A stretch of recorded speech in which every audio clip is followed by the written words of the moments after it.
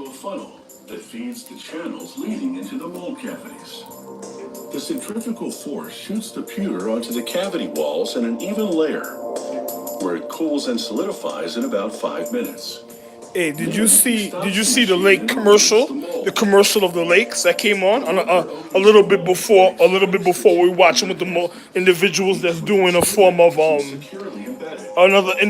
before it was giving things about cast iron and but something else. But look, look. They require a bit of refinement. Oh, look so at the this. next step is to The remove natural the excess dildo, metal right? with a rotating wire Look brush. at here we go. Look at this. A nigga that want to be a The dildo. worker then shines up the surface with some polishing compound Oh. and a cloth buffing wheel.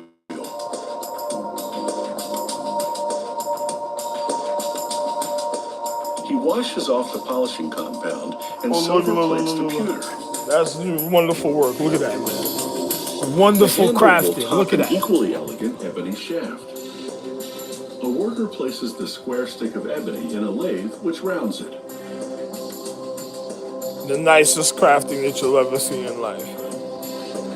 And throughout all existence, you'll realize one. Sanding and polishing steps. Then a worker drills a 2-inch deep hole in the top of it. Hold on. Oh. He puts some glue in the hole and screws in the handle.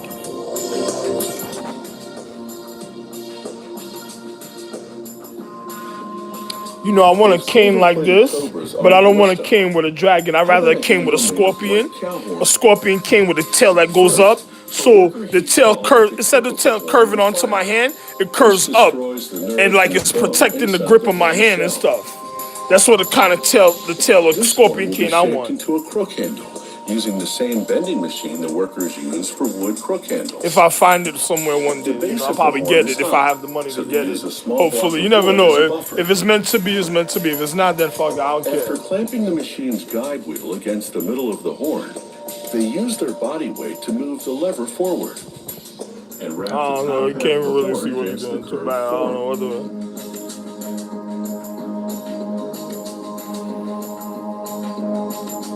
But anyway, did you see this commercial with the lakes? And then the bitch that broke into Lens craft. What she said? She went to Lens. It was Lending Tree.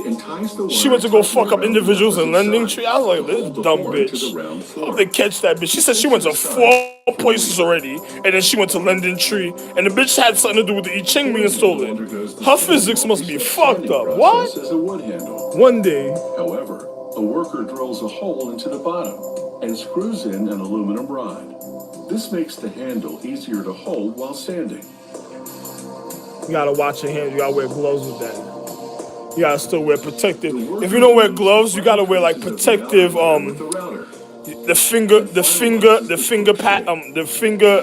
It's called You can still touch. You know, some people do work and they still want to identify the work that they're doing. But there's something to protect the literal finger. It's like a finger guard. You see how you wear gloves and you can see the knuckles in the gloves? They have finger slips where you can just see the fingerprint still, but it protects the around it. If you're doing crafting, it protects around your fingertip. It's like a glove. It's not a glove, it's like a finger slide.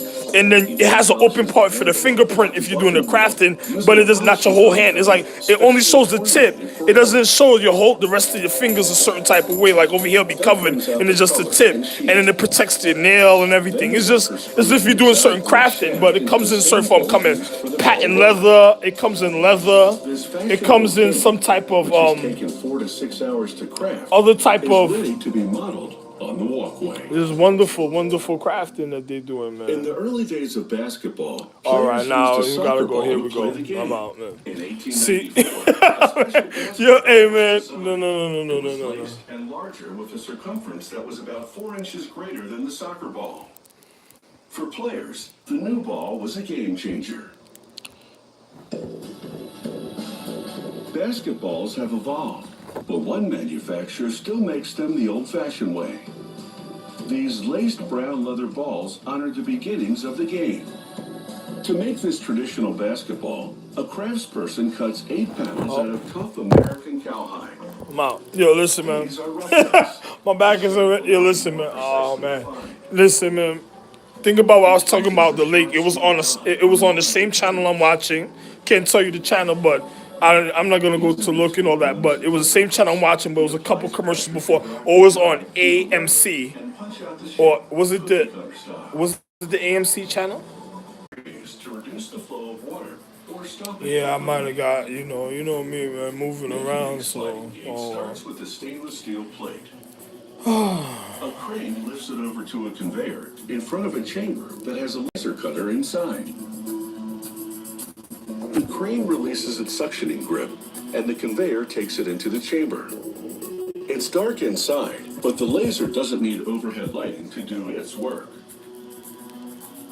Computer software guides the laser as it cuts out parts for the floodgate frame. It also precisely locates holes for assembly purposes. Workers stack the laser-cut pieces and number them to categorize them for the next operation called forming. A worker inserts a part in a press brake numerous times to make multiple what I told you. He shapes this particular piece into the body of the floodgate. Wow. After forming the side frame the same way, a worker evenly spaces reinforcements along the entire length of them. He tack welds the reinforcements to the frame. Using a carpenter's square, he measures the angle of the reinforcement to the side frame. Satisfied that each reinforcement is perfectly perpendicular to the frame, he does the full welds. Then, the worker joins the two side frames and the bottom rail and welds the structure together. He positions the stainless steel ceiling frame at the midpoint of the structure and welds it in place. Another worker tucks a polyethylene strip into the frame to seal it. The strip also has a groove in it to accommodate the gate's sliding door. He clamps the strip to the frame and then taps it with a hammer to entrench it more firmly into the frame. He drills through holes in the side frame to make corresponding holes in the polyethylene strip and inserts the bolts in the holes. He screws nuts onto the ends that protrude from the outside of the frame.